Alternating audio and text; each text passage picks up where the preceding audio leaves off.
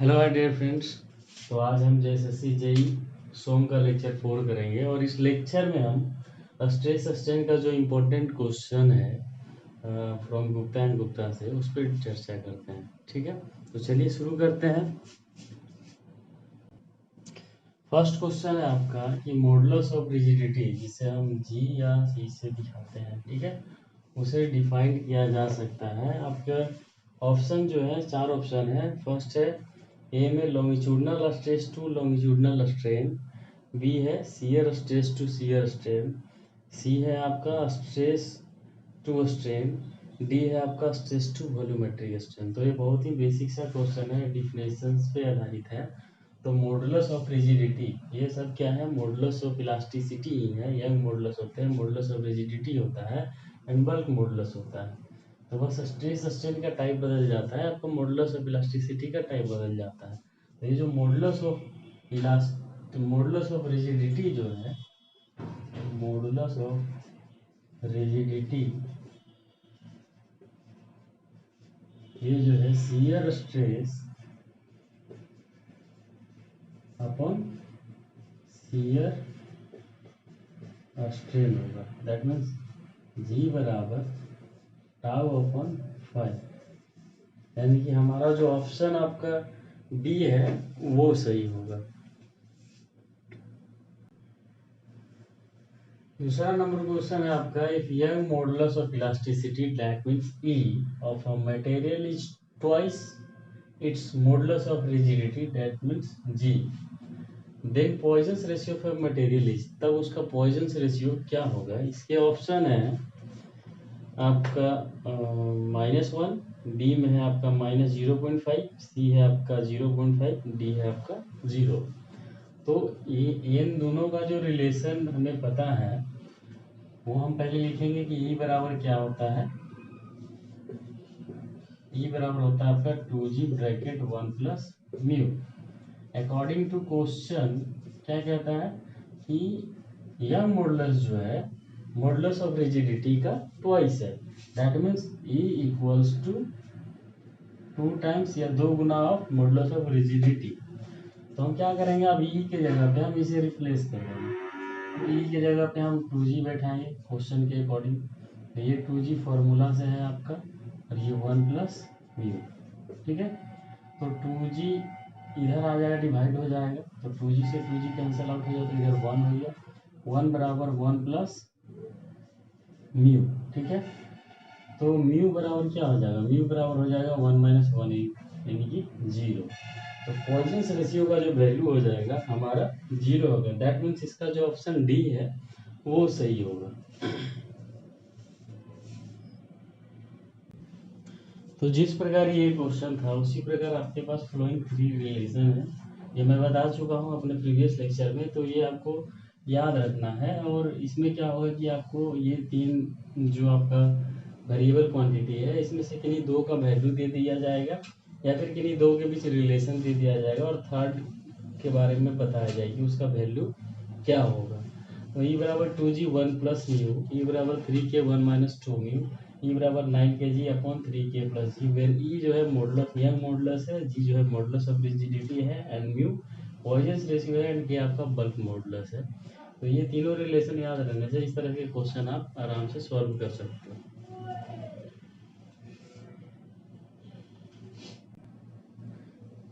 Next question है आपका question number 5 from Gupta and Gupta. ये आपका in and cylindrical shell the ratio of longitudinal stress to the hoop stress, जिसे हम सर्कमफेरेंशियल stress बोलते हैं। तो आपको ध्यान में रखना सेल कौन सा है? Cylindrical shell. तो मैं बता चुका हूँ अपने प्रीवियस लेक्चर में कि आपका जो लॉन्गिट्यूडिनल जो स्ट्रेस होता है वो होता है आपका PD अपॉन 2T एंड जो हुप स्ट्रेस होता है वो होता है आपका, सॉरी, ये लॉन्गिट्यूडिनल स्ट्रेस होता है आपका PD अपॉन 4T और हुप स्ट्रेस जो होता है वो होता है आपका PD अपॉन 2T। तो बताना है कि longitudinal stress to hoop stress का रेशियो क्या होगा। ठीक है, तो PD upon 4T upon PD upon 2T, PD से PD कैंसिल आउट हो जाएगा, 2 ऊपर चला जाएगा, T से T कैंसिल आउट हो जाएगा, 2/4 यानी कि 1/2। तो इसका जो रेशियो होगा वो 1/2, दैट मीन्स 0.5 होगा। इसमें जो ऑप्शन है आपका 0.5, बी में 1, सी में 2, डी में 4, तो इसमें से कौन सा ऑप्शन सही होगा? ए, 0.5। नेक्स्ट क्वेश्चन जो है आपका, if all the dimension of prismatic bar are double, ठीक है, then maximum stress produced in it under its own weight, इसके वेट के कारण जो इसमें स्ट्रेस डेवलप होंगे उसमें क्या इफेक्ट आएगा। ठीक है, तो प्रिज्मेटिक बार है आपका, इसके सभी डायमेंशन को, ये एल है, ये बी है और ये टी, ठीक है, इसके सभी डायमेंशन को डबल कर दिया जाता है। ठीक है, ये एल की जगह 2l हो गया, ये 2b हो गया, और इस तरह से अगर आप देखें तो ये 2t हो गया। तो जो स्ट्रेस डेवलप होगा सिग्मा बराबर क्या हो जाएगा? Weight upon cross sectional area, यानी कि b इंटू टी। ठीक है, इस हिसाब से। और इसके बाद जब हम डबल कर देते हैं तो जो स्ट्रेस डेवलप हो रहा है इस समय और बाद में जो स्ट्रेस डेवलप होगा उसमें क्या रिलेशन होगा। ठीक है, क्या फर्क पड़ेगा डबल कर देने पे? तो आपका ऑप्शन दिया हुआ है, डिक्रीज करेगा, बी में है रिमेन अनचेंज, सी में है इंक्रीज 2 टाइम्स, एंड डी में है आपका इंक्रीज टू 4 टाइम्स। ठीक है, तो क्या होगा, हम जान रहे हैं कि डब्लू, बड़ा डब्लू बराबर जो हो जाएगा unit weight into cross sectional area into L होगा, और स्ट्रेस बराबर जो होता है आपका total weight upon cross sectional area होगा।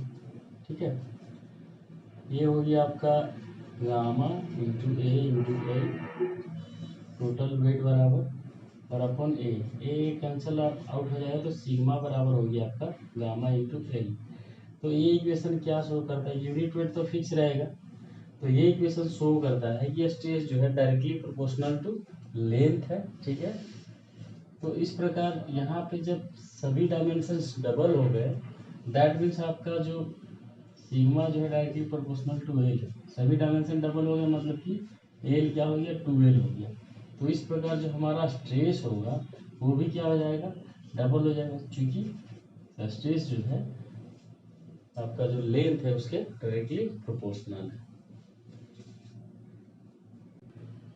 ये जो क्वेश्चन नंबर 11 है आपका, इसके according 2 bars of different materials, ठीक है, 2 बार्स हैं अलग अलग मटेरियल के। ठीक है, ये 1 और ये 2, उसका जो साइज है सेम है and are subjected to the same tensile force, और दोनों पे जो टेंसाइल फोर्स का जो मैग्नीट्यूड है वो सेम है।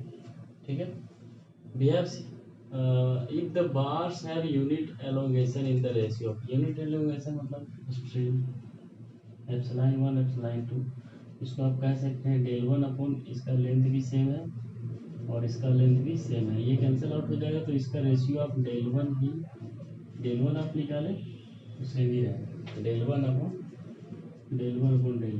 ठीक है, unit elongation in the ratio of 4:7, तो इसका जो डेल 1 अपॉन डेल 2 है वो दे रखा है आपका 4:7। Then the ratio of moduli of elasticity, इसका जो मॉडुलस ऑफ इलास्टिसिटी का जो रेशियो होगा वो आपको फाइंड करना है, that means E1 upon E2 बराबर क्या होगा वो आपको डिटरमाइन करना है। तो ऑप्शन है आपका दे रखा है, ए है 7:4, बी है 4:7, सी है 4:17 एंड डी है 16:14 है। तो बहुत ही आसानी से हम इसे देख सकते हैं कि डेल 1 बराबर क्या हो जाएगा आपका P L del 1 upon del 2, तो डेल 1 बराबर हो जाएगा P L upon A E 1, और ये हो जाएगा आपका P L upon A E 2। ये जो है सारा कैंसिल हो जाएगा क्योंकि सेम है, और ये हो जाएगा E2 अपॉन E1। ठीक है, तो क्योंकि डेल 1 अपॉन डेल 2 बराबर क्या था मेरा 4:7, तो E2 अपॉन E1 4:7 हो जाएगा, तो इसलिए हमें फाइंड करना है E1 अपॉन E2 क्वेश्चन के अकॉर्डिंग। तो E1 अपॉन E2 बराबर हो जाएगा आपका 7:4। तो आपका जो आंसर है, आंसर ए, ये जो है सही होगा। नेक्स्ट क्वेश्चन जो है बड़ा ही मज़ेदार है आपका। If a composite bar of steel and copper is heated then the copper bar will be under. ठीक है, कंपोजिट बार है आपका, ये कॉपर है और ये स्टील है। ठीक है, ये दोनों को अगर हीट किया जाता है और ये, ठीक है, तो कॉपर पे क्या होगा, टेंशन होगा या कंप्रेशन होगा। इसे हम आसानी से समझ सकते हैं कि दो रनर हैं, दो धावक हैं, दोनों जो हैं, एक जो है तेज दौड़ते हैं, एक जो है स्लो दौड़ते हैं। तो रिजल्ट क्या होगा, रिजल्ट, तो एज अ रिजल्ट क्या होगा कि जो तेज धावक है ना, स्लो धावक के कारण उसका स्पीड स्लो हो जाएगा। ठीक है, एंड जो स्लो दौड़ रहा था, अगर दोनों साथ में दौड़ रहे हैं, उन लोगों को अगर टाइट कर दिया जाए, बांध दिया जाए, तो जो स्लो धावक था वो जितना उसका इनिशियल स्पीड था, उसका स्पीड कुछ बढ़ जाएगा। ठीक है, तो यहाँ पे हमें ध्यान देना है, तेज मतलब कि टेंशन समझ लिए, स्लो मतलब कि कंप्रेशन। तो यहाँ पे थर्मल एक्सपेंशन जो होता है वीकर मटेरियल का जनरली ज़्यादा होता है। तो कॉपर का जो थर्मल एक्सपेंशन होगा वो ज़्यादा होगा और स्टील का कम होगा। तो होगा क्या कि ये ज़्यादा तेज़ी से एक्सपेंड करेगा और ये स्लोली एक्सपेंड करेगा। तो ज़्यादा तेज़ी से एक्सपेंड करेगा लेकिन ये ऑब्स्ट्रक्ट करेगा, दैट मीन्स इस पर कंप्रेशन डेवलप होगा। और स्टील स्लो एक्सपेंड कर रहा था लेकिन ये तेज़ी से एक्सपेंड करता था, तो ये क्या करेगा, इसको जो है ये जो है स्टील जो है अंडर टेंशन होगा। तो यहाँ पे पूछा जा रहा है कि copper bar will be under क्या, तो कॉपर बार पे हमारा क्या होगा, कंप्रेशन होगा। तो आपका जो ऑप्शन है बी, वो सही होगा। क्वेश्चन नंबर 13 का आंसर क्या होगा, बी, कंप्रेशन। नेक्स्ट जो रिमेनिंग क्वेश्चंस है वो याद करने लायक है। ठीक है, इसलिए उसका वन लाइनर में ले लिया हूँ कि लिमिट ऑफ प्रोपोर्शनलिटी जो है डिपेंड अपॉन, किस पे डिपेंड करता है, आपका क्वेश्चन नंबर 3 का ऑप्शन सी होगा, टाइप ऑफ मटेरियल पे डिपेंड करता है। नेक्स्ट क्वेश्चन जो है आपका question number 4, for an isotropic homogeneous and elastic material number of independent elastic constant which obeying Hooke's law is 2। Number of elastic constant कितने होंगे, 2 होंगे ऐसे मटेरियल के। ठीक है, क्वेश्चन नंबर 7 है आपका, द रिलेशन बिटवीन ई के, यानी कि modulus of elasticity, bulk modulus and mu, ये मैं लेक्चर्स में बता चुका हूँ। तो ये हो जाएगा ऑप्शन आपका सी, ई बराबर 3 के ब्रैकेट 1 - 2 में। Limiting value of Poisson's ratio क्या होगा आपका, तो limiting value of Poisson's ratio जो होता है इसका ऑप्शन ए होगा -1 एंड 0.5 के बीच। The elongation of a conical bar, question number 9, the elongation of a conical bar जो होगा प्रिज्मेटिक बार के रेफरेंस में क्या होगा, तो प्रिज्मेटिक बार का जो एलोंगेशन होगा उसका 1/3 होगा। ठीक है, नेक्स्ट जो है, एक मटेरियल है identical properties in all direction then the type of material is, तब अगर ऐसे मटेरियल होते हैं तो ऐसे मटेरियल को हम बोलते हैं आइसोट्रोपिक मटेरियल। तो जो भी रिमेनिंग क्वेश्चन से जो थ्योरी थे उसे याद करना है, वो आपके सामने है, आप याद कर लें। तो इस तरह से हमारा साथ रहेगा आपका JSSC JEE 2022 का एकदम अप टू एग्ज़ाम डेट तक। ठीक है, और मैं कोशिश करूँगा कि ज़्यादा से ज़्यादा पेपर मैं इजी वे में कवर करूँ, लेकिन मैं आपका भी साथ चाहता हूँ। लाइक करें, सब्सक्राइब करें एंड शेयर करें, जो नीडी है, जो कोचिंग्स वगैरह नहीं कर पा रहे हैं, खुद से सेल्फ स्टडी कर रहे हैं, उन्हें शेयर करें। Thank you so much.